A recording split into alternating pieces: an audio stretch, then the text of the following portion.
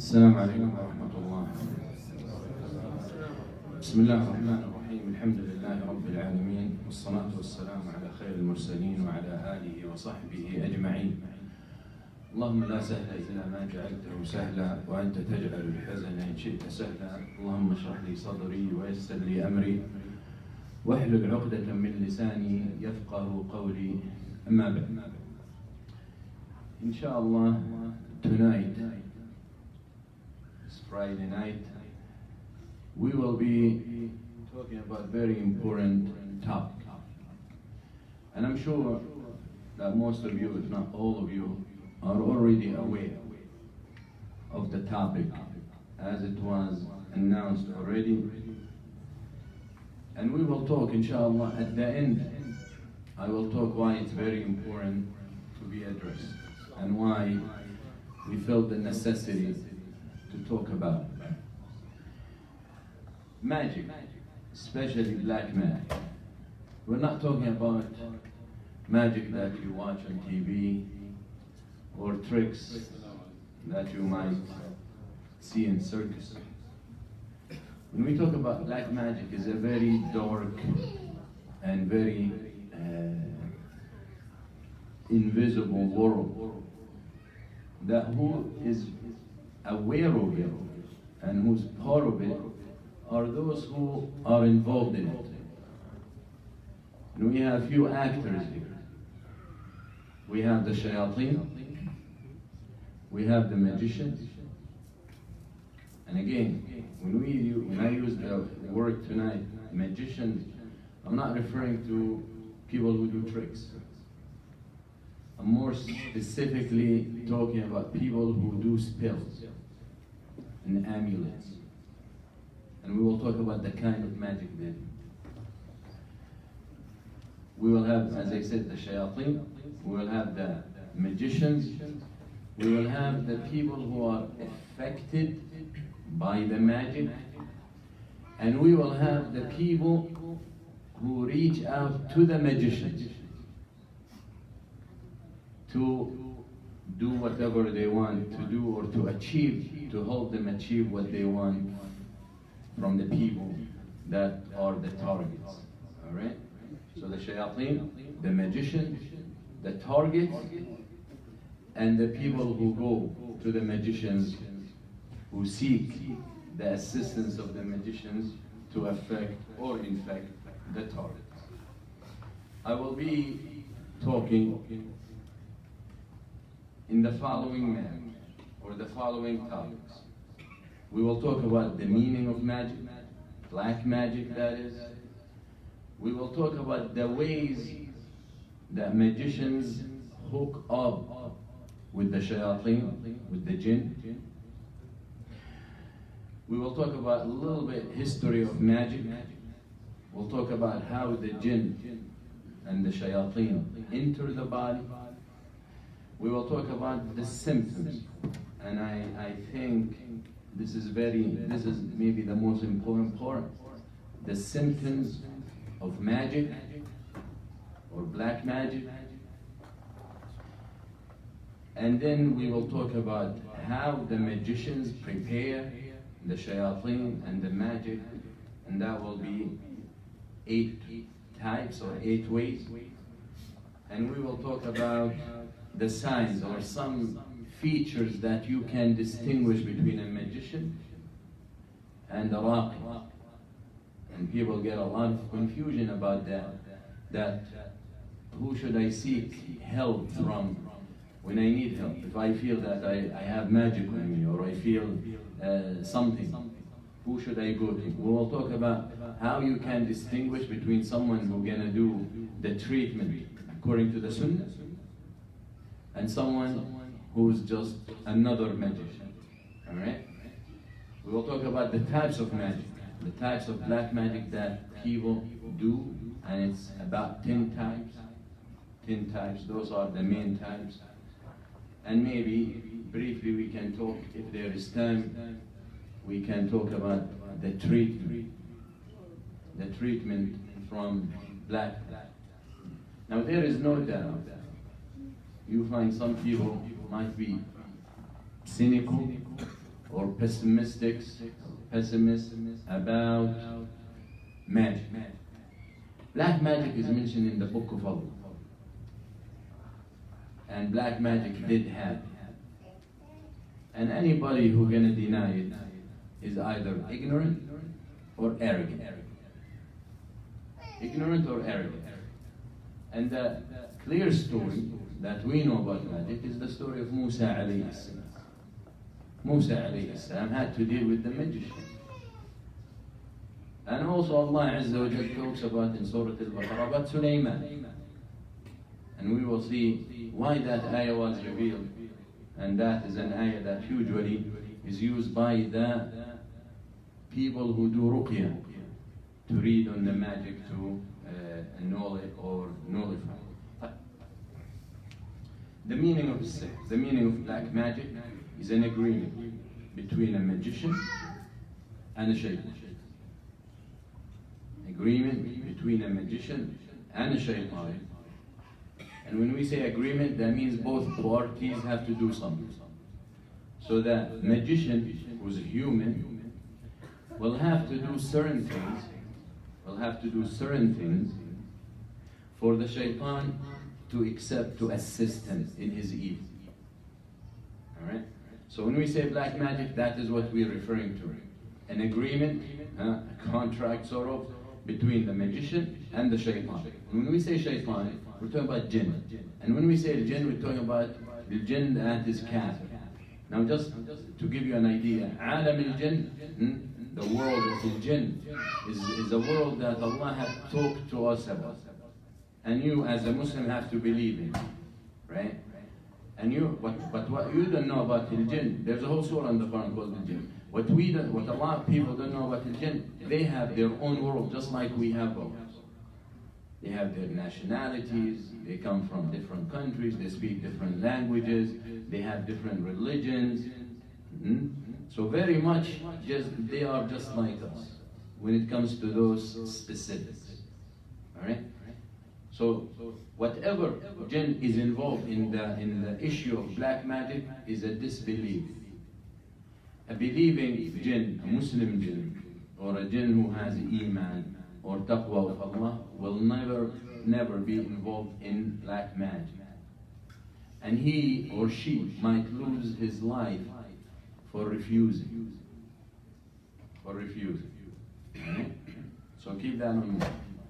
So the sihr or black magic is an agreement, right, between a magician and shaitan or a jinn. And this agreement to be validated, the shaitan, the jinn or the magician, the human, wants something from this shaitan, to do something for him, right? Which the magician cannot do on his own. Right? So that shaitan will be okay with it, will do it, as long as this magician shows allegiance. And the way the magician will show allegiance by specific things we will talk about, but obviously you have to know these things. Jinn kafir wants to help the magician has to do certain things, so you have automatically to understand that what this magician, this evil human, will do is totally something that Allah Azza wa Jal has forbidden. Not only that, but you will be separate. Alright, so what a magician will do to accept the support or to get the support of the shaitan or the jinn. Okay? من السحرة من يرتدي المصحف في قدميه ويدخل إلى الخلاء. Some of magicians will wear the mushaf, will tie the mushaf to their feet, use it as a shoe, and they will enter into the bathroom, into places of impurities. So obviously whatever you're gonna hear, it's total kufr and out of Islam. Total kufr and disbelief, and the person who does it is out of Islam automatically. There's no to tell him, oh, maybe he's ignorant. There's no ignorance when it comes to this. This is straightforward. Tying the Quran or pages of the Mus'haf to their feet, right? And walking with it into the bathroom. Some of them will write the ayat of the Quran with al-qadara. They will write ayat of the Quran maybe with the menstruation blood, or with semen, or they will mix both together. I apologize tonight, but it's not the most pleasant topic to talk about, right? But I want to show you how far they're willing to go. So when people always ask, why would they do something like that? Meaning harm people. Look what they're willing to do. So when you see what they're willing to do, how far they're willing to go, then it becomes very simple to understand why they have no problem harming people.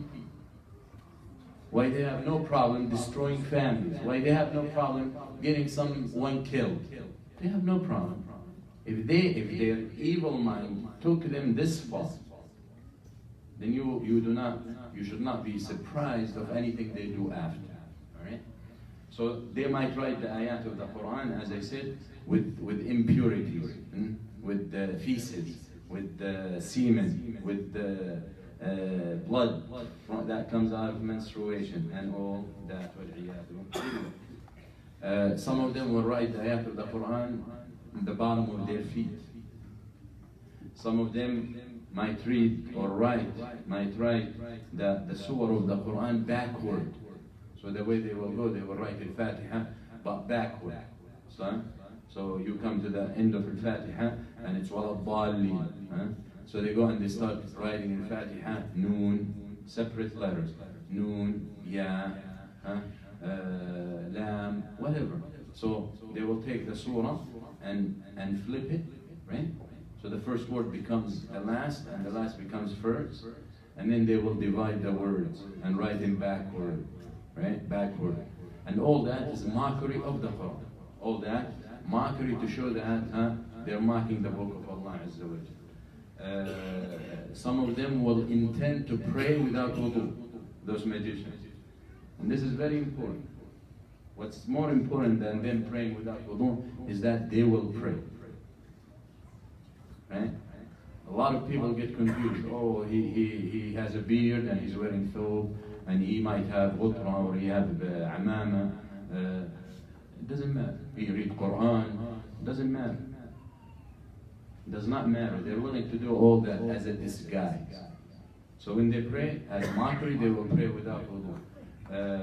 Some of them always stay on janaba, in a state of janaba. You know, after intimacy, he will not make ghusl. So he's always in that najasa state. Some of them will slaughter for the shaitan. Meaning when they slaughter, and we'll talk about that, they will slaughter animals without mentioning the name of Allah Azza wa Jal. And then they will throw this animal in a place that this jinn they're dealing with will dictate to them where to put it. So they will throw it there. It could be a well, old well, it could be a cave, usually a place where the shayateen are together. Some of the magicians talk to the planets and to the stars, right? And that might sound crazy, but this is some of what the jinn, the kafir jinn, will tell them to do. And it's all shirk. When we say talking to the planets, talking to them as gods, right? They will address them as gods. Some of them will make sujood for the planets and for the certain stars. Some of them are willing to commit incest with their relatives, right? That they're haram to please the jinn, They're willing to go that far. Some of them will write talasim. When we say, you will hear this word often, talasim is sort of gibberish, right? Writing words and letters that mean nothing. Mean nothing. They will write it, and you might find these letters between ayat of the Quran. This is all common, right? But they're willing to do all that to please the shayateen, and a lot of these wordings, and that's something they learn. And a lot of it might be in a different language, might be a mixture of different languages, but it's all shirk, and it's all kufr, and it's all disbelief, and it's all against the tawheed and the aqeedah. Alright? So from this we conclude that the jinn will not help the magicians, the humans. When we say magicians, it's a human. Will not help him without doing stuff like that. And that's how this magician shows loyalty and shows obedience to the jinn. And then the jinn will help. And we will talk about which jinn that will help, right? Like, even when the magician starts failing to fulfill the orders of the jinn abandons him. And they might harm him. They might harm. So you have the magician and the shaitan, two friends got together for evil. Two friends got together for evil, right? And whoever knows magicians, they know that they live in misery. Magicians live in misery, right? When whoever does stuff like that, there is no way he can be happy in his life. You find him miserable in his life, miserable with his wife, miserable with his children. That's if he has any. Because we will talk about why most magicians will not have children. And you will see what the relationship, why they don't have children. But you find Allah Azza wa Jal makes it clear. وَمَنْ أَعْرَضَ عَنْ ذِكْرِي فَإِنَّ لَهُ مَعِيشَةً ضَنْكًا. شوف هذا من أعرض عن ذكر الله. فتخيل من استهزأ بذكر الله، ومن كتب آيات الله بالنجاسات، ومن دخل الحمام جعل من كتاب الله حذاء والعياذ بالله. Allah says, and whoever turns his back to my remembrance, I will make his life miserable, will live miserably. This is someone who heard the ayah, and all he did, he turned his back and walked away. So imagine the life of a person who makes fun of the ayah, and who's willing to do some of what we just mentioned that he will do. What kind of life this person will have. That's why the magicians, whoever go to the magicians, whoever deal with the magicians, miserable. Miserable. And don't be fooled by the face they might put. Right? Quickly, the history of magic, black magic, happened even before Nuh alayhi salam. Before Nuh alayhi salam, there was black magic, and the dalil on that is the story of Harut and Marut. That Allah Azza wa Jal mentions or refers to in Surah Al-Baqarah. Ibn Ishaq and other historians or ulama said those people or those jinn existed. Some say they were malaika, and regardless of the story, it's not the issue, but they existed before Nuh alayhi salam, and they were involved in magic. Also at the time of Nuh there was magic, because one of the accusations, as Allah tells us, one of the accusations the people of Nuh accused Nuh of is that he's a magician. That he's a magician. But obviously they knew about it, and that's why they used it. Also in the time of Ibrahim alayhi salam, Ibrahim alayhi salam came to Ahl Babel, right? The Babylonians in Iraq, and they were spread all over. And those people were known for that. They were well known. They were Sabi'ah, meaning they used to worship the planets, 7 planets. And actually they built temple for each planet, and they built an idol, right, or a statue that they placed in each temple, referring to the aliha or the gods for each of those planets. So those are the people that Musa Ibrahim alayhi salam came to. There was a man named Burosat, right, and this one was known for his magic. The Arabs call him al-Dhahhak. They call him al-Dhahhak. Anyway, he has a story. Another man named Afridon who came and supposedly imprisoned him in one of the mountains, Diyuban mountain or something like that. And a lot of magicians will go to this mount and they will seek blessings, and some of them believe that he's still alive, and that was thousands of years ago, right? And some of them even, connect that he might be the Antichrist. But regardless, they have history with this magic, all right? Also magic at the time of Fir'aun. The time of Fir'aun when Musa alayhi salam came. When Musa alayhi salam came with the 9 miracles, all right? The magicians and the people knew that it wasn't magic. They knew it wasn't magic, and that's why when they saw it, they went straight into prostration, right? Because they knew they are magicians, and nobody knows magic better than magicians. So they knew that what he brought was not magic, And that's why they believe right away. But there was magic at times of Sulaiman alayhi salam. And actually in the time of Sulaiman alayhi salam, King Solomon, magic was spread. But Allah Azza wa Jal gave Sulaiman certain powers, right? That even the Prophet wanted to do something, which is grab a shaitan who came to distract him in the salah and tie him to one of the poles in the masjid. But he said, I remembered when Sulaiman asked Allah Azza wa Jal to give him power that he will not give anybody like it after. So he said, I left him, right? So even Sulaiman alayhi salam, the narration says that he collected all the books of magic and all the books of sorcery and all the whatever they use, these magicians, and he buried them under his throne. Under his throne. And you know how Allah gave him power over the jinn. So when he died, Iblis came in a form of a human and told the Jews that the control of everything that Sulaiman had, he used to have it and use these books. Sulaiman, Iblis, telling the Jews that the way Sulaiman had all this power because he used to use these books. And then he guided them to where they were. So they indignant, right? They got them out. That's why the Jews at one point thought Sulaiman was a magician.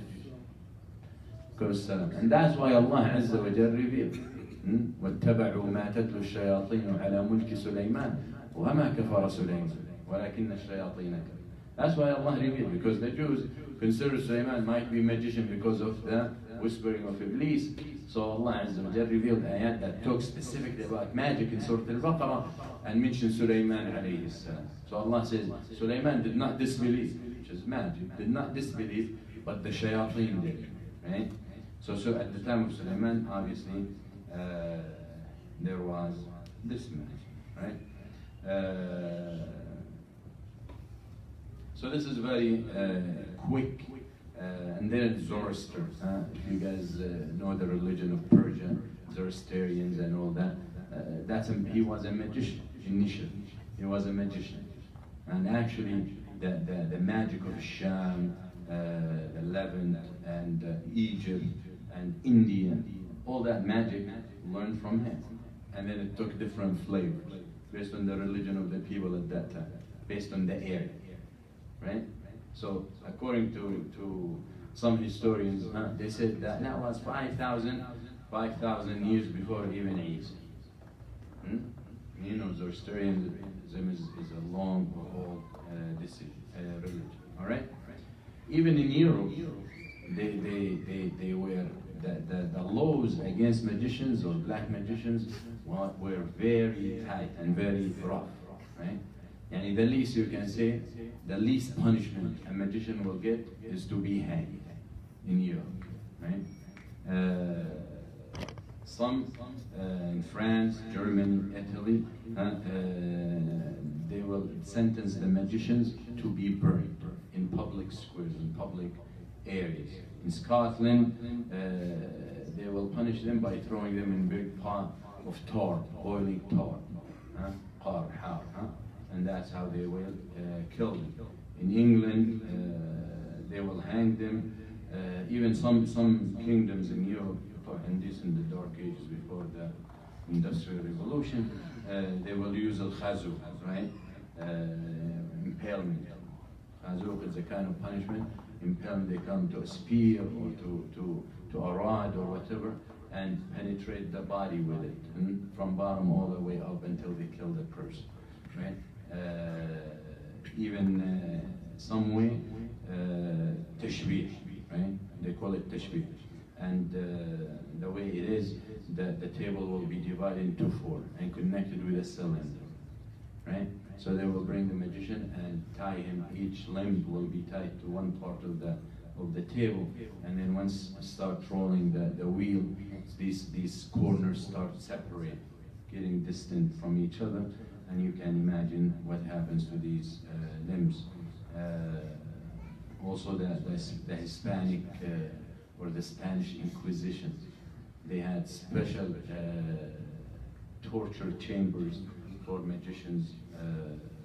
Long story, they will use a weed, they will tie him to it, they will start plucking his nails and then start opening, slicing on his body wherever they choose thick or fat areas, and they will pour boiling oil in it. And long story, but you can see how they regarded those. Then what happened in the 18th century, they said this is savage and barbaric, so we need to change the laws. And that's when magicians flourished and prospered. Today they have their own clubs, they have their own websites, they have their own organizations, and when approached, we're chemists. We do chemistry, right? So you can see in Islam, the magicians get killed. Get killed. One of the major sins is to deal with black magic, as you saw what they're willing to do, how far they're willing to do. طبعا all these punishments did not hinder or slow down the magicians, and the reason for that is because the magicians believe that once they deal with the shaitan at this level, right?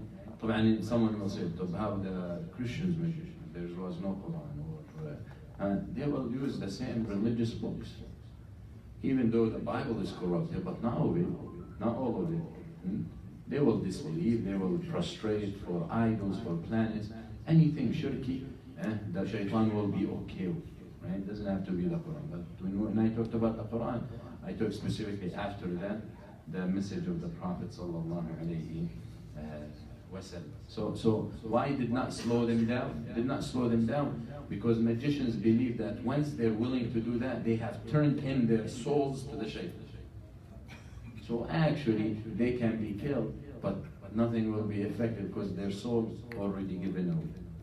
That's why it never stopped them and never caught the threat. Now the question is how the shaitan enters the body, how the jinn enters the body. All of our bodies are made of pores, right? Our bodies are not sealed, nothing can come in, pores. And the shayateen are made of fire. And Allah Azza wa Jal, when He talks about the creation of the jinn, He says, وَخَلَقَ الْجَنَّ مِن مَارِجٍ مِن نَارٍ. فابن عباس رضي الله عنه مارج من نار قال طرف اللهب. طرف اللهب هواء. Right? Allah Azza wa Jal, when He talks about the creation of the jinn, He said they're created from that tip of the flame of the fire.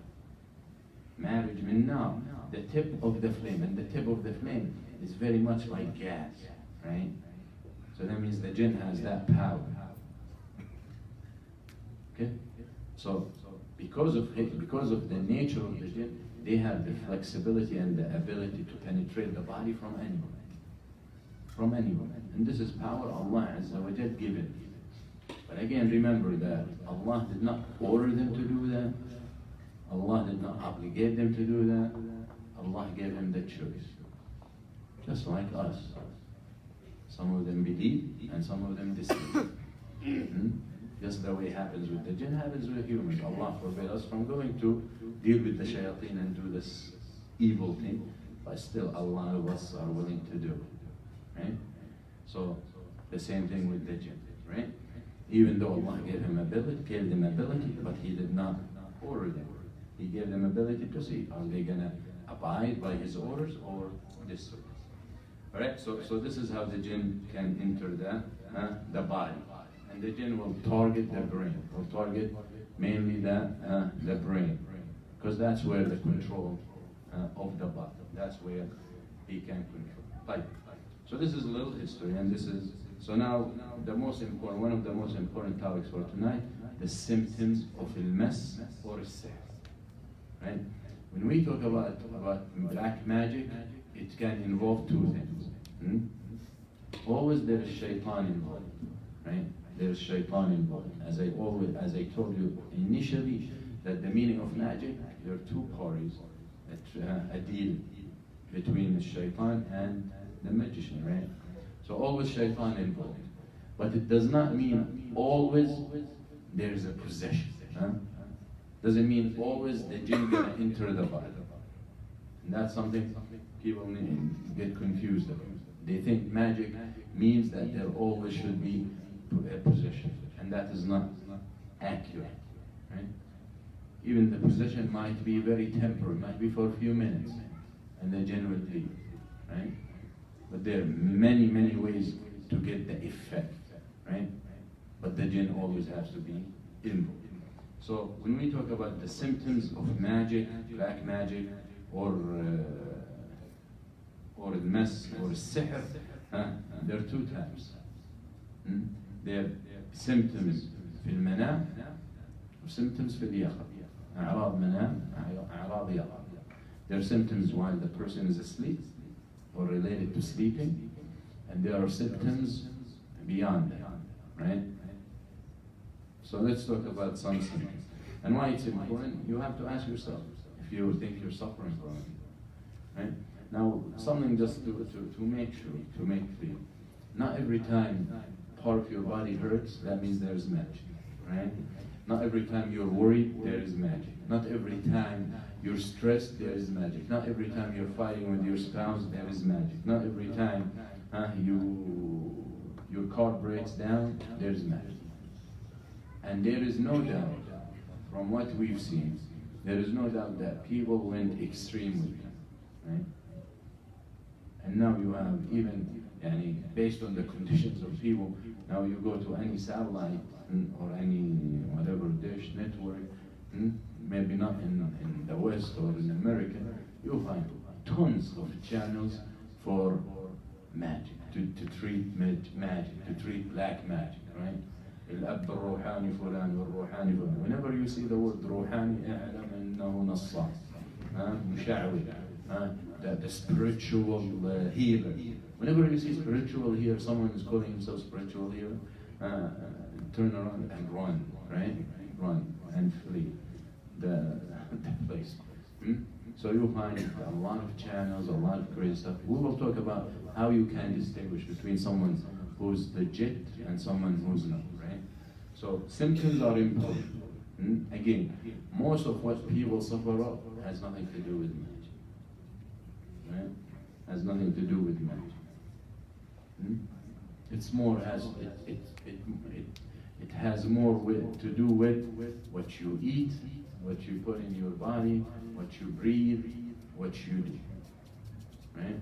And if you have planes over your house all day long spraying things, right? That makes us sick, and there is no doubt about it. Right? So هذا بيكون كذاب, right? Because هذا شيء بيكون خنزير. So the idea is we don't want to think too much and think everything magic. That's hallucination. That is unacceptable. And you have to understand, we talk about magic, but it's weak. As serious as it sounds, and they can cause serious damage, but it only works by the permission of Allah. And you must understand that the iman can destroy any of them. إِنَّ كَيْدَ الشَّيْطَانِ كَانَ ضَعِيفًا. Allah Azza wa Jal makes it clear in the Quran, in a language of emphasis, and that the shaitan's cunning is weak, and the plot of the shaitan is weak, and sihr is nothing but plotting of the shaitan. Alright? So always you want to attach your heart to Allah Azza wa Jal. You want to always have serious tawakkul ala Allah. But good people can be infected indeed. Right? Righteous people, shuyukh, whatever, everybody is prone to be infected, right? But again, infected or not infected, you always have to understand it happens by the permission of Allah. Doesn't mean Allah likes it, doesn't mean Allah approves it, doesn't mean anything. It's a test. Magic is a test, just like your neighbor's son is paralyzed because of a car accident or born with some defects or whatever. That's ibtila.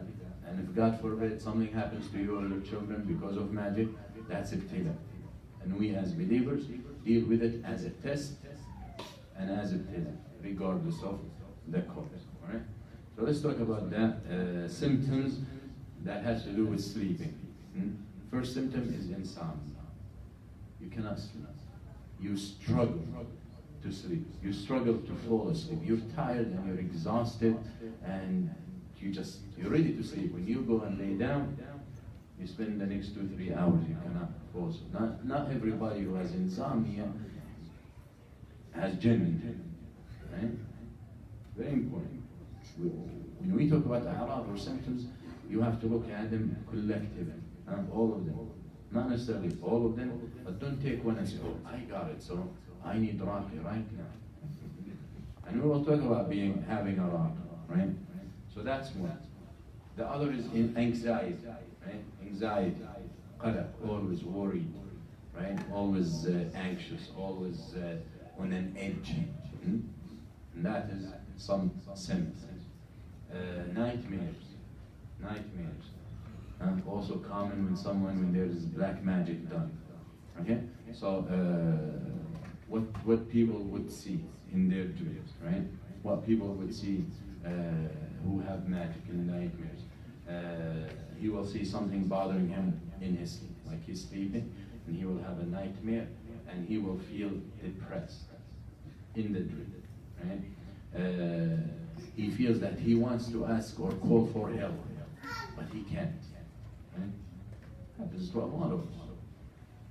Doesn't mean there's jinn, but these are things when they come together, you might be looking into scary dreams, right? Seeing certain kinds of animals, see cats, see dogs, camels, snakes, fox, right? Foxes, right? Rats or mice. You see it all the time. All the time. One of the things about these symptoms, they happen so often. I don't remember the last time I saw a dog in my dream. I know I did, but I don't remember. So when we talk about black magic, you see these so frequently. Okay? He will be grinding his teeth while asleep. Right? He might be laughing a lot or crying a lot during his sleep, right? During his dreams. He might scream out of pain while he's sleeping or she's sleeping. He might be sleepwalking.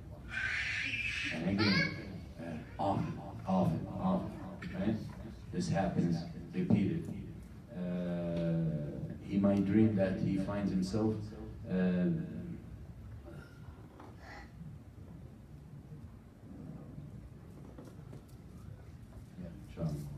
all right? So he might sleepwalk, right? He might see himself between graves, in cemeteries, right? In graveyards, maqam. He might see himself in mazar, in dumpsters, trash, dumpsters, dirty places, najis places. He might see people very tall, right? Very, very short, right? He might see these strange things. He might see ghosts.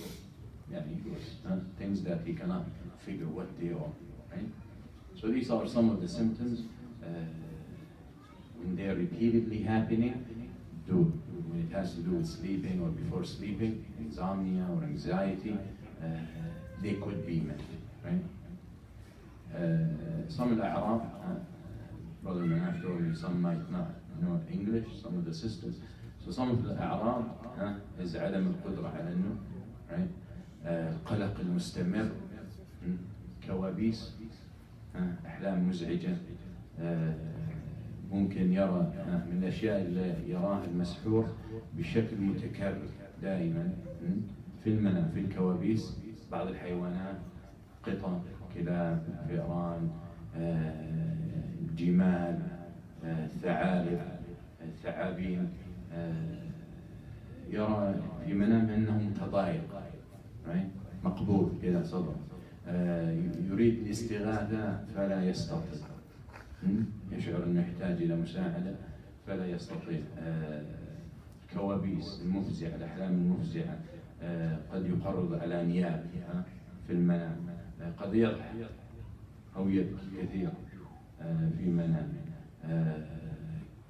ممكن يصرخ وهو نائم، وهذا حاصل. ممكن يمشي، يقوم يمشي وهو نائم ولا يشعر. ممكن يرى أنه يسقط من مكان عالي. This is common, that he sees himself falling off high places, off a building, off a mountain, right? I used to dream that all the time when I was little, right? That's why I turned it away. يرى نفسه بين المقابر في الحلم، بين المقابر، المزابل، الطرق الموحشة، scary roads. يرى بشر أو أشخاص بصفات غريبة، طول مفرط، قصر مفرط، very short, very tall. All these things رؤيا أشباح. All these things when they happen, لما تحصل هذه الأشياء بتكرار ودائما قد تكون هذه بعض الأعراض. These are some symptoms, but remember they have to happen frequently, right? الأعراض اليقظة, the symptoms while the person is not asleep or not trying to sleep, الصداع الدائم, right? الصداع الدائم. طبعا the continuous headache. طبعا this continuous headache could have causes, medical causes, right? So when medical causes are absent, yet the person continues to have headaches, that's one of the signs. And sometimes sinus gives headache, right?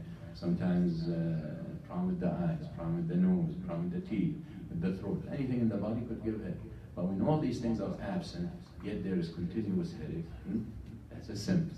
Now again, please do not take my word that every time you get a headache, there is some shamshum or shamruch trying to get you. Right? Don't be like that. This is something I keep repeating. Second thing is صدود. صدود. دائما يشعر صدود عن ذكر الله، عن الصلاة، عن قراءة القرآن. والصدود is always feel hesitant to pray, hesitant to make dhikr, hesitant to read. The Quran is in front of her, but she wants to read, but then she pulls back. She changes her mind. Even the salah, right? Start procrastinating, delaying the time of salah, and then start time coming up, and then she abandons the salah, or he abandons the salah in total, right? So that's a sudur. You don't see desire to be doing something good, desire to remember Allah, desire to read Quran. That's a sign of, there could be a sign of تلبس الشيطان or sihr or المس. Right? شرود. شرود الذهن, always. شرود يعني daydreaming. Daydreaming, you're just sitting and you don't know what you're doing, you're just looking around, right? You have no ability to focus. Have no ability to focus. كثرة الخمول, كثرة الكسل, very lazy, right? You feel the person feels very lazy. And the best way to measure that is if overnight you suddenly like that, you're known to be a very active person, very excited, very enthusiastic, very focused, and suddenly, you know what? I don't feel like doing anything. I'm lazy, right? My body is not good. I don't feel my body right, and this is something I hate. I don't feel my body's right.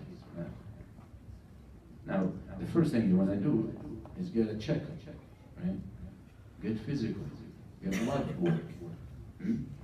Then when you realize there's nothing wrong, then you can look deep. And again, the second line is not magic. But again, we have all these symptoms, if you take one by one, could be caused by a million things before magic. But when you see them happening all the time, and you see combination of them, a lot of combination, then you might question, and you might ask, right? الصرع, تشنجات عصبية, الصرع, seizures, They might get seizures. Now there are a million reasons for seizures, but it could be from the jinn. Spasm, right? Might feel pain in certain parts of the body for no reason. Pain in certain parts of the body, pain in the arm, right arm, left arm, the other right and left, legs, head, whatever. Pain, specific parts of the body. Right? They might go to the doctor.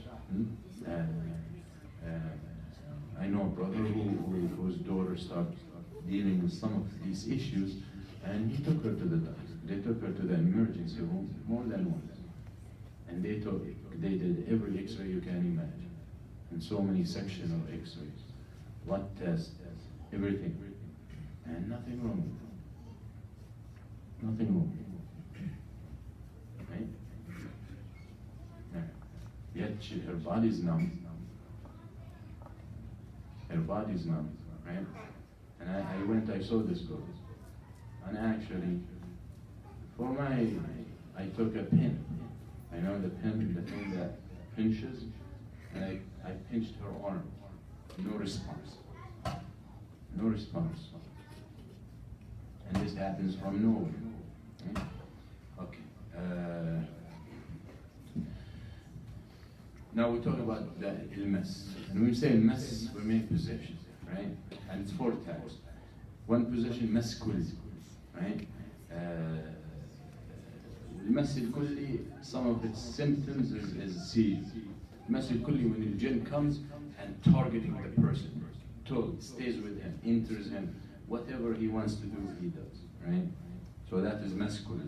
You have mas juz, partial mess, and that is the jinn is targeted at one part of the body, right? Targeted at one part of the body. You have al-mas al-dani, right? And that is for the jinn to last for long, to stay for long, right? وبعدين obviously المس الطائف or the temporary, وهذا المس يكون عابر, very quick, a couple of hours, couple of minutes, whatever the shaitan is ordered to do. Okay?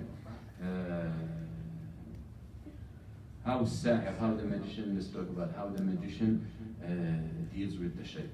And what kind of transaction happens for the magic to take effect, right? So we already established that the jinn orders this magicians or this black magicians to do certain acts. And we talked about it, acts that are kufriya, shirkiyya, acts that bring the person immediately out of Islam, disrespecting the Quran, disrespecting the Sunnah, disrespecting the Deen, insulting the Deen, whatever, right? And we'll talk about certain ones, right? Now pay attention to this. The magician, when he deals initially, he doesn't deal with any jinn, right? Remember in the beginning I said jinns exist in different nations, different nationalities, different tribes, and they have positions. You have jinn who's king, jinn who's president, which most of our countries Kablawi, right? And the jinn this and jinn that. So they're ranks, right? So the magicians initially will deal with a jinn that is very high in position. King, head of a tribe, president, whatever. So someone who has his weight. So then they will do the agreement. This magician will do whatever he has to do. Once this master jinn agrees or approves, right, he will order one of the sufaha. He will order, let's say, head of a tribe. So he will order a loser, a jinn who's a loser. Literally. He will order him and tell him, okay, now you're going to have to go to such and such and obey him. Do whatever he wants you to do. Right? Do whatever he wants you to do. That's why the relationship between this safi or this oblivious or loser jinn with the magician is not great, because he doesn't want to do it. He's being forced to go and help this magician. And even it will reach a level or a point where this subordinate, if I could call him a subordinate jinn, will harm the magician. Remember, I told you, magicians' lives is dirty. Hmm? It's like a guy called, a magician called, trying to convince someone, he said, I'll turn your riyala la dollar. Right? And if you use me, right, I will turn your currency, which is riyal. You know, riyal is like 3.75 and sometimes 3.73, right? So he will turn you. I will turn your riyal to dollars, which is like 4 times. So the brother was a little smart, and he told him, why don't you turn yours? Why you need me to pay you to turn my riyal to dollars? Why don't you just turn your riyal and leave me alone, right? So these are some of the things. So this jinn, this subordinate, does not like this magician because he's coming by force. So he will harm him, and that explains why a lot of magicians have no children. Because this jinn, this subordinate, will be able to cause the woman or the wife of the magician to miscarry. As a revenge, they test this magician, okay? Alright. طبعا every time this subordinate disobeys the magician goes back to the boss, right? And then he will force him to do what he has to do. That's why the magician is miserable and their life is miserable. How they prepare, how the magician prepares the magic, 8 ways. Okay, and we'll go fast. 8 ways. One, it's called al-iqsam, right? طريقة الإقسام. And that is, I'm not going to translate each word, but the way it works, the magician will enter into a dark room, right? And then he will lay on a fire, right? And he will put on the fire some kind of incense, right? Bakhur. And usually it depends what kind of magic he's doing. If he's doing bad magic, well, there's no good and bad magic. Huh? When we say black magic, does not mean there is Caucasian magic, right? Or white magic. It's all bad magic.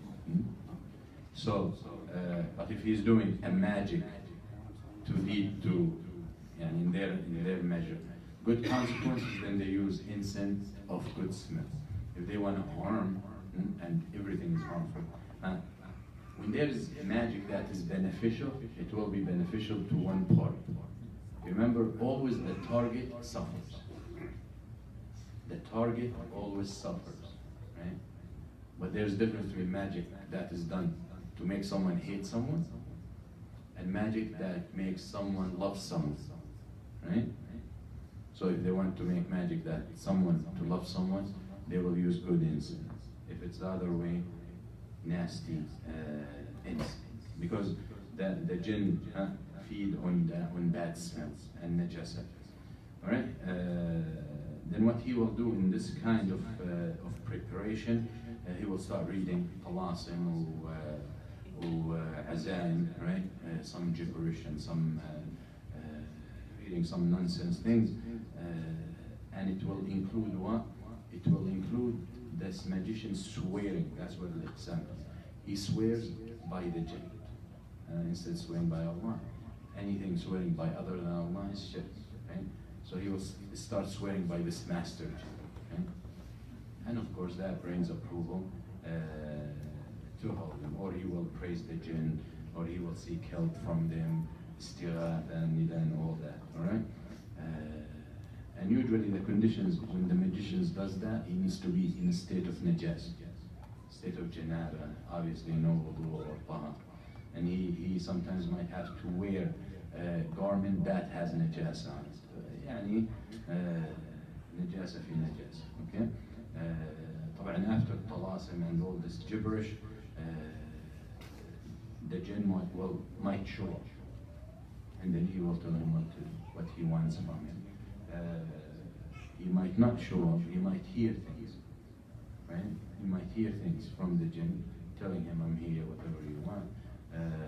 and he might not hear anything, and then he will start nodding, making nods, and based on that, he starts not here, and he might go clothes, article of clothing, right? Anything he will do. So this is one of the way of preparing the jinn, right? The second way is the dhabh, and that is the slaughter. And I hinted to that earlier. They will slaughter certain animals without mentioning the name of Allah. They might slaughter it in the name of the jinn, right? And then they will put it in certain ways. And all that is to bring the jinn in, right? To tell the jinn, we need your help, right? Usually they might bring a bird and slaughter it like a chicken, dog, or hamama, right? Specifically, whatever the jinn asks for.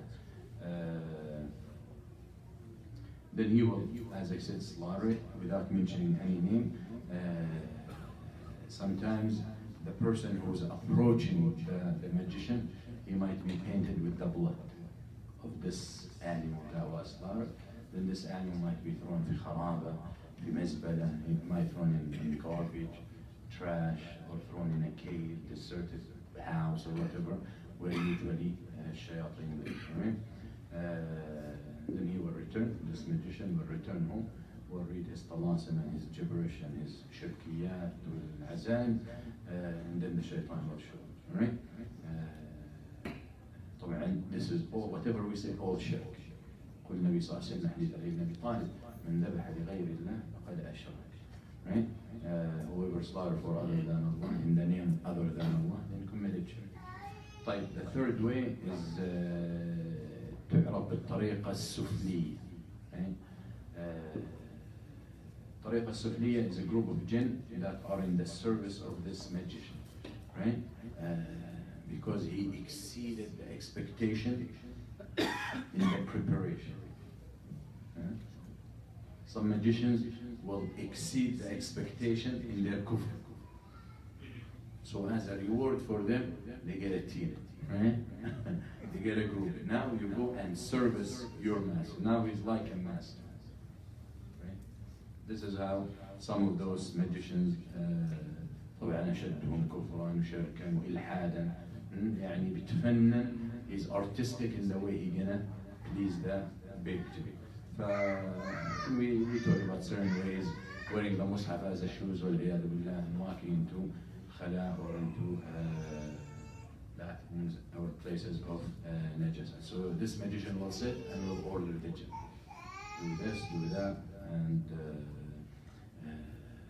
طبعا in addition to that, this magician has to be committing major sins besides incest, لواط, zina في المحارم, and stuff like that. The fourth way is طريقة النجاسة, right? يجعل المصحف نجاسة, impurity, uses the impurities to make istihza or mockery or insult the Quran. They bring najasa, blood from menstruation, semen, urine, and will pour it or paint it on the mushaf, for example. So this najasa brings the istihdar, right? All that kufr, as we said. The fifth way, طريقة التنكيس. And التنكيس is backward. And I already talked about it. And he will come to the ayah or to the surah, and he will write it backward. But he will not put the whole word backward. Not only the words are backward, but also the order of the letters are backward. So I said, for example, Surah Al-Ikhlas, وَلَمْ يَكُنْ لَهُ كُفُوًا أَحَدٌ. So he comes and he starts writing the surah in separate letters. Da, Ha, A, Hamza. And he goes all the way until then. Istihza and mockery of the Book of Allah. Right? Then he will read his talasim and his gibberish and his nonsense, and that will. The sixth way is Tanjim. Tanjim or Rasl. Tanjim is using Nujum and Kawakib and astrology, right? Astrology is a scientific word. But they also يترصدون خروج النجم أو خروج entering the showing of the stars or the birth of the stars, and then they will submit. They will make sujood, or they will make dua, or they will ask the star for help, or with their gibberish, and that is a way they do. The seventh way, طريقة الكف, right? الكف is the palm, and this is a specific way, but the bottom line, the bottom of it is they will bring a kid, right? This magician will bring a kid, and he will draw some certain square in his hand, and he will start writing gibberish or talasim or nonsense around the square. Then he might put blue ink or whatever, roses, whatever in his hand. Then he will bring a long paper, and he'll put it like an umbrella. Then he will put kulunsua or kufi on his head to hold this paper. Then he will cover his head, and now the kid starts seeing its first dark and start lighting up. That's by the Shaykh, and then he will start asking him what you're seeing, and this kid will start saying, and then he will use it for his magic. There's no way to go deep into this. And the eighth way, طريقة الأثر. والأثر is when someone comes to a magician seeking his help, a person, ignorant person, or evil person, the magician might ask them for an oracle, cloth oracle. They might ask for some of the hair of the person they want to do magic with, right? They might ask for some of his underwear, right? Undergarment. Anything that is related to it. And usually, when they fail to do that, or when they cannot bring her, someone who comes and he wants the magician to do a spell for someone for never to get married, right? But she has no access to get something that belongs to this person, right? So what they will do, this magician will prepare his magic, his spell. It might be water that he will read some talasim, some sha'wad and some sorcery on it, and then he will tell the person, pour it on a place that this person can step on. So once this person steps on this water, immediately the magic goes in effect. Or puts it in their food or in their drink, right? This is very common, all right? So that is type. How you differentiate between a magician and a raqi. Now, that forbid, we have to do ruqya. Oh, you can open some newspaper, there is raqi. You read the minbar, there is raqi. Fulan, right? So how do I know if this is legit, raqi in the Quran and the Sunnah, sticking to fears Allah, or raqi who going to use magic? Allah Azza wa Jal did not make the cure for any disease in this ummah in a haram way, right? Very important. So in other words, you cannot go to a magician to annul magic, right? To deactivate it, right? So how do I know? Now, a lot of people are making a lot of money by using it. Anybody walks to them, you got me, you got this, you got that. So they can keep sucking their fingers, right? So the first sign that you can differentiate if a person deals with magic to solve magic, or this person, and that is haram to go to, and a person who uses the Quran and the Sunnah. The first thing, when you walk to someone, and if he asks for a name of a person, and a mother-in-law, magician, automatically, right? If you go to someone or call someone, tell him this and that, and he asks for a name and the mother's name, automatically. For the jinn, everybody has a mark, has a number, right? Like Social Security, right? And that is related to the mother's name. So when he asks for the mother name, that's how the person is identified. And sometimes they ask for birth, right? So whenever someone deals with jinn, he will ask for it. Immediately, magician. Magician means deals with the shayateen. All right? And it's not permissible to seek their help. Second sign, if he asks you for something that belongs to the sick person, right? Remember, if he asks you for something, his clothes, his nails, his hair, right? then you most probably, for sure, is a magician, right? If you hear him using gibberish, he might read Quran and then gibberish, Quran, then talasa, Quran, then azan, Quran, then something you don't understand. A raqi, legit raqi, will not use something that you cannot understand. Quran or Sunnah, right? Another sign, if he uses amulets, right? If he gives you something, he tells you wear this or hang it in the house, then automatically this is a magician. Usually these things have spells, have writings, makes no sense as the papers and استحضار الشياطين, names of jinn that they know, Shamharir, Hamshush, Shamshush, Shamruh, whatever. That's what these things, these amulets have. Araqi, Shar'i, someone who's doing according to Quran and Sunnah will not use amulets, right? Fifth, if you always see this person got a lot of water in front of him, like a pot of water, and always blowing in it, nafth, spitting in it, dry spitting, and without spitting, blowing in it, usually Iraqi Shari'i will not be doing that, especially if he's reading with it some gibberish. Another sign, if you see him using knots. Knots, he comes to a piece of hair and he knots. Comes to a piece of thread and he knots. Comes to a garment, a shirt, and he knots. Only magicians do that. Allah Azza wa Jalla talked about that. قل أعوذ برب الفلق من شر ما خلق شر غاسق إذا وقب ومن شر النفاثات في العقد. Seek refuge in Allah, and I seek refuge in Allah from naffathat, things that blow, al-uqad, of the knots, right? They're knotting and they're gibberish and blowing out, right? Another sign, he uses a lot of incense, right? Bakhur. Raqi Shari'i will not. This man always bakhur, right? You have to be suspicious, right?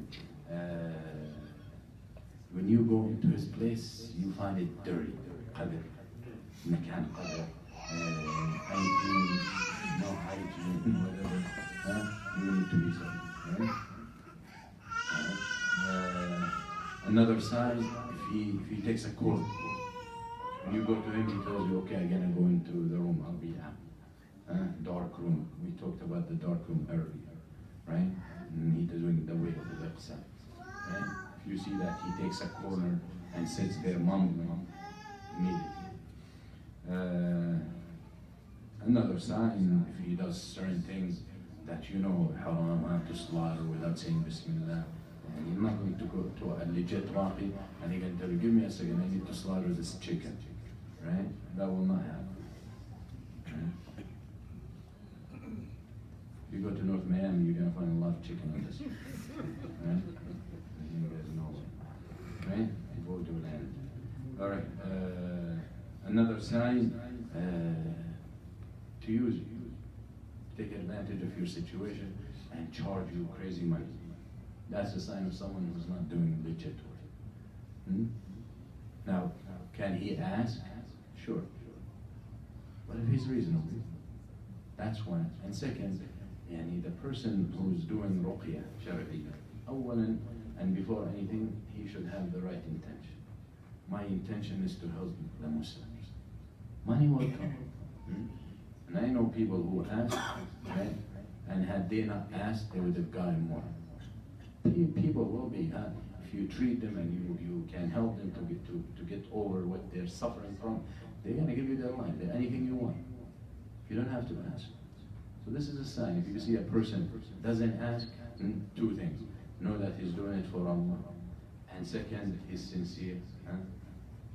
And third, he knows what he's doing. Why someone, brother who reach out to someone to do ruqya up north, in the middle of the Quran, in the middle of the ruqya, he tells them, okay, he sends his assistant to tell the brother, you need to pay $1,000. $1,000.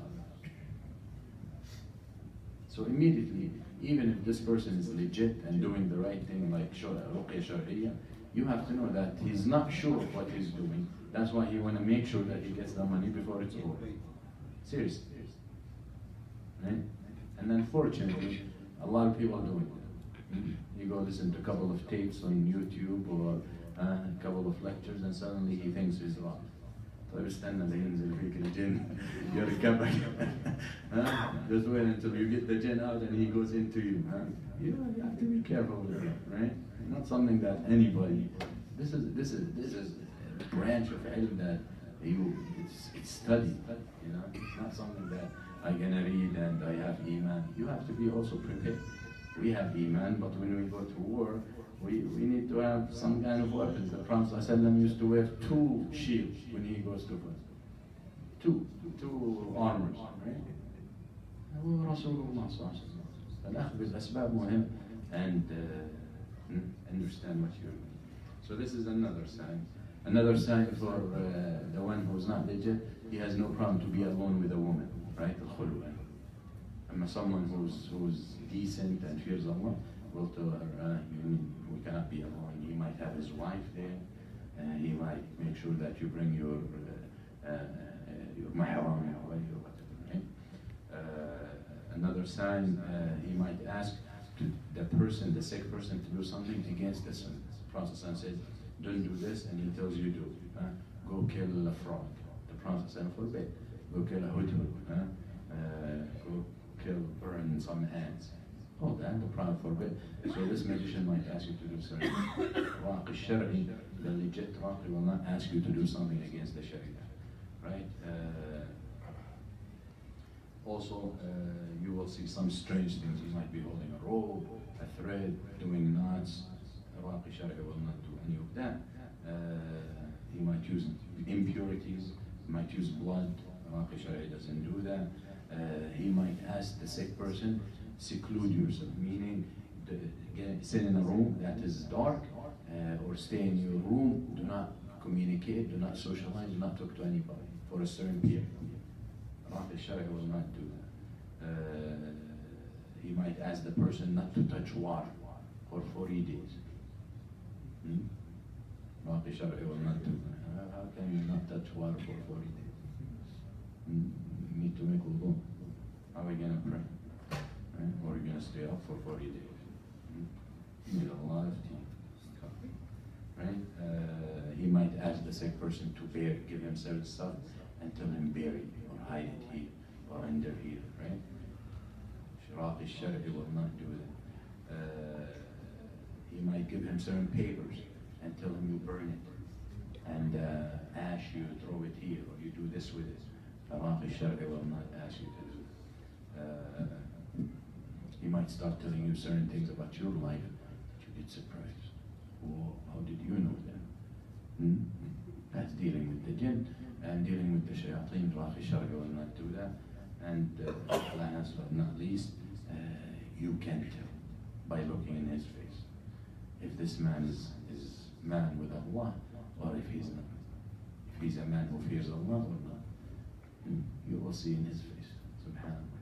The way that when you walk into his place, he will know what you got, and you will also see what in his face and in his height and all. The last thing we're going to talk about quickly, inshallah, the types of magic, right? The types of magic, and there are 10. ليس من باب الحصر. It's not that only those 10, but most those 10, right? When someone approaches a magician to do something to a target, usually they plan to do something like that. One of those, right? And one of the most famous magic that is done, sihr al-tafriq. Sihr al-tafriq, right? And this magic is to divide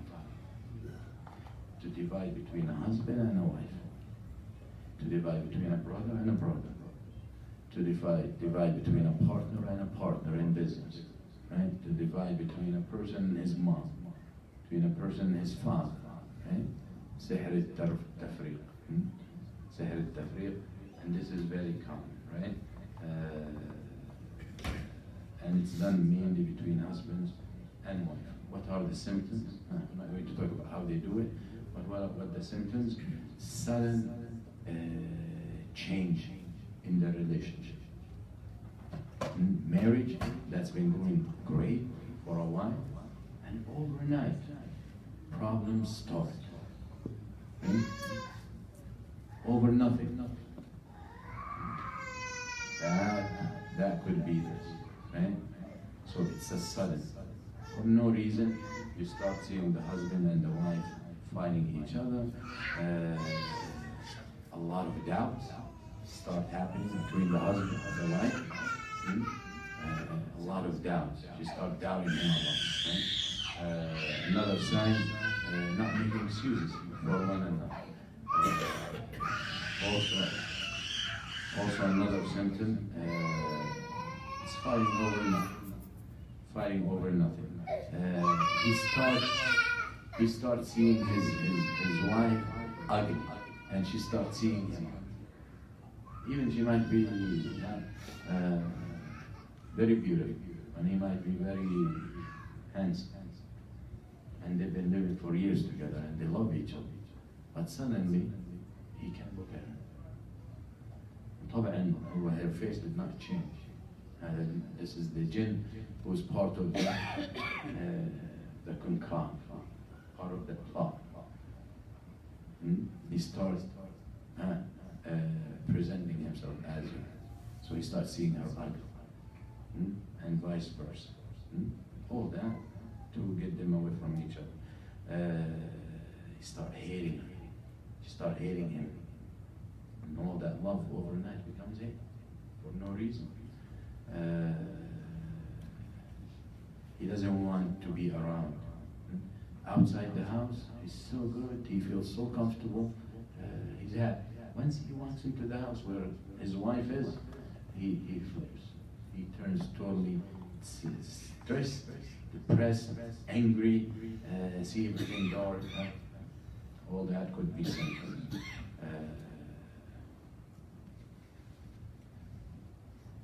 But this is very much about sihr al-tafriq. This is our symptoms. طبعا wanted to talk about the ilaj and the cure, but maybe some other time. Another kind is sihr al-mahabba. And this magic is done for love. And usually happens what? And a lot of these magics happen with ignorant people. Like, who can approach a magician knowing the Prophet ﷺ when he said, who comes to the magicians, al-arraf or kahin, فَسَأَلَهُ فَقَدْ كَفَرَ بِمَا أُنزِلَ عَلَى مُحَمَّدٍ. Who comes to a sorcerer or who comes to a magician and ask him, then he has disbelieved in what was revealed to Muhammad. So, problem between husband and wife, and a lot of it, usually women. A lot of women, a lot of people who go to magicians are women. Alright? So, with that said, so she has a problem with him, but she's worried. Or she thinks he might marry someone else. Or she thinks he might leave her. All that was and whispering from the Shaykh. So she runs to a magician. Do me a spell. What's the spell? I want him to love me. Right? So he becomes like مثل الكلب. Literally.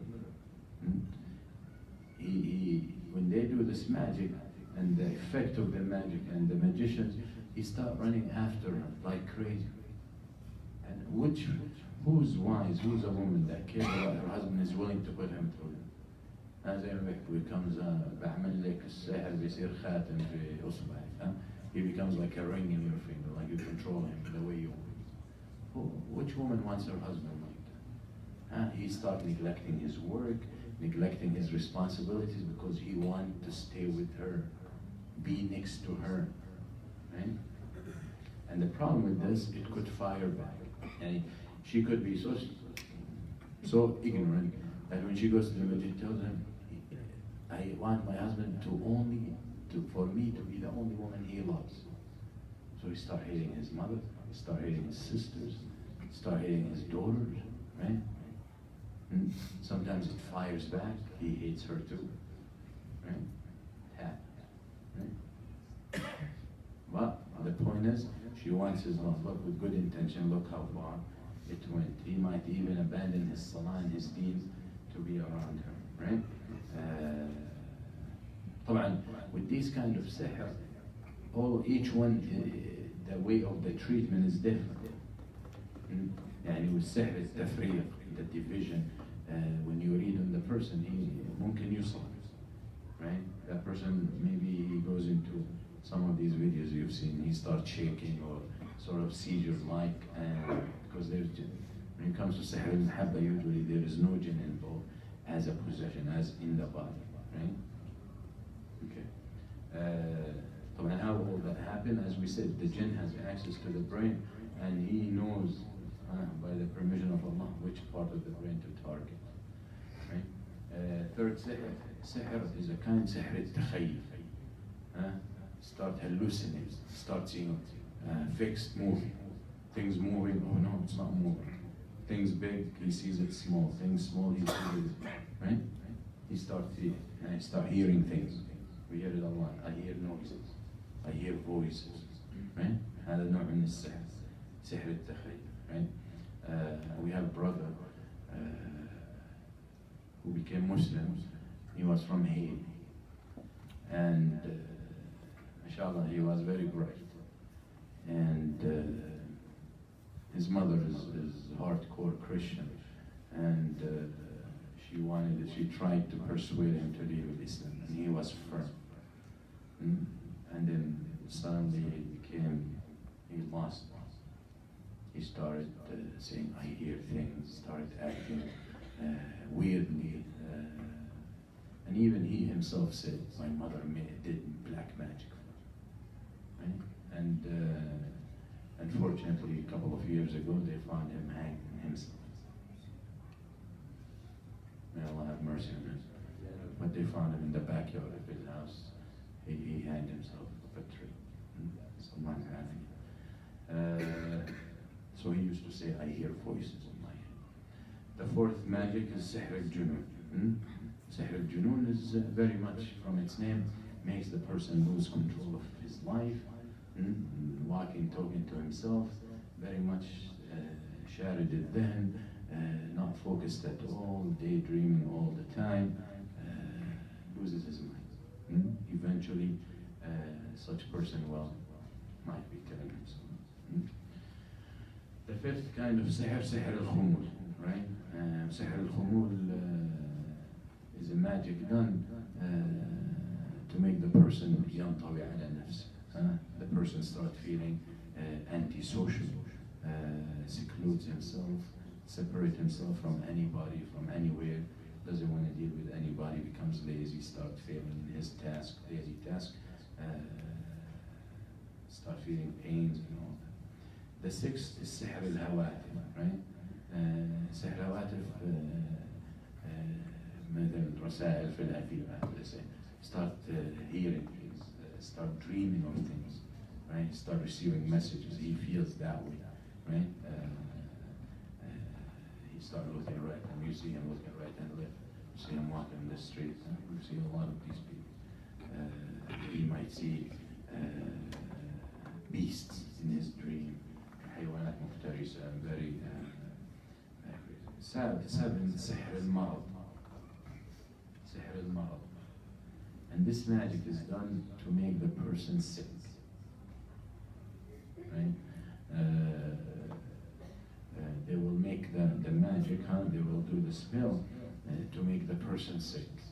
And even they might do it as far as for this person to die from this sickness, right? And it has symptoms. One of the symptoms is always pain in the body, part of the body, the whole body, for no medical reason, no biophysiological reason, just pain. As we said, go to the doctors, do the test, x-rays, everything looks normal. Some of the signs is seizures, right? Seizures. Maybe losing sensation, total sensation in one part of the body or more. Maybe total paralysis, that could happen. One of the senses stop working, might stop hearing, might stop seeing, might stop feeling. سحر المرض. And again, as I said earlier, these could be common, these symptoms could be common with other diseases, right? So once you do the testing and the blood and the x-rays and everything normal, then where it's coming from.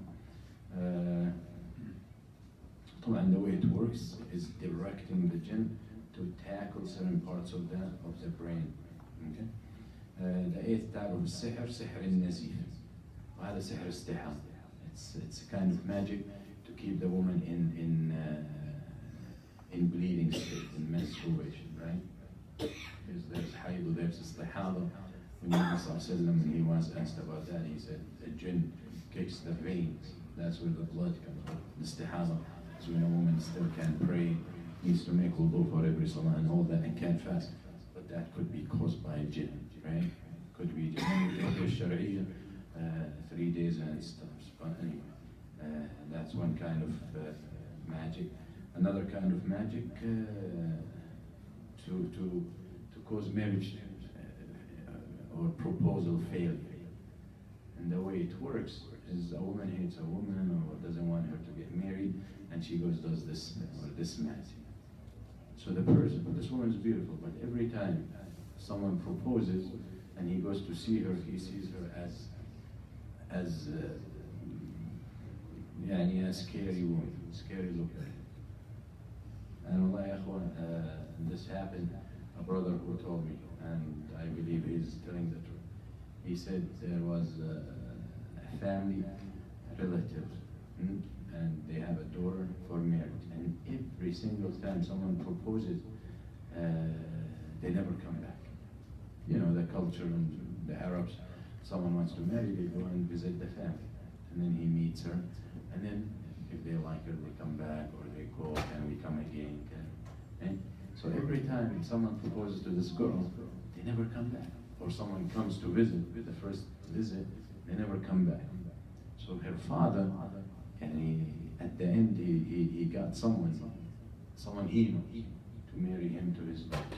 So he told him, just come and see the girl. And so he came and he left and never brought it up. So the father calls him. He said, what happened? So people are not going to say what happened. So he pushed him. He said, let me tell you. He said, I swear by Allah that when I saw your daughter, I saw her head like a pig. Like a pig. Right?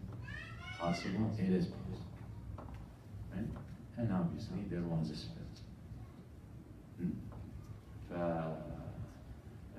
And that happens. When the person walks into that house, he feels tight.